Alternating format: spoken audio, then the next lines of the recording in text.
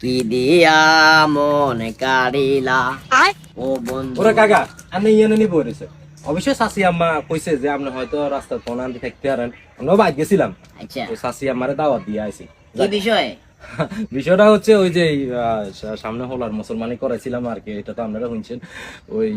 এখন শুক্রবারে মিলাদুদের হওয়াই একটু ডাইল ভাত দুগা খাইবেন আমি অবশ্যই শাশি আমারে কই আইছি ওই আর আপনার খুদ নাতি টাতি যারা আছে বুগুন্ড লই যাইয়েন না শুক্রবারে দাওয়াত এটা কবের কি কাম তুই এনে না কইবা বলে কাকা শুক্রবারে ফ্যামিলি মেম্বার সবাই হলে যাইয়েন শুক্রবারে আপনার কিস্তি গিয়ে কিস্তি গান্ডা বাজে দিয়ে আইবেন এটা না কইবা কাকা কিস্তি কি কিস্তি গিয়ে কই যাইতে না ব্যাগ মিলে গাঁতি গোষ্ঠী ব্যাগগুনে মিলে খাইতাম না 500 টাকা জিনিস 1000 2000 টাকা টুকি দিয়ে দেব তো এটা কিস্তির মতোই তো কাকা এটা আপনি কি কইলেন না এটাই বাস্তব তুমি অস্বীকার করতে পারবে না যতবার গেছি ব্যাগ মিলে 200-300 টাকা জিনিস কেন 5000 6000 7000 টাকা খরচ হচ্ছে ফল পুরো গাইবা টাইবা মিলে আই যেতাম না আপনারা দাওয়াত দিয়ে কি ভুল করছি নি আমরা তো মানুষ না মানুষের জাত না মিয়া ফালতু লোক মিয়া কাছরা চুপ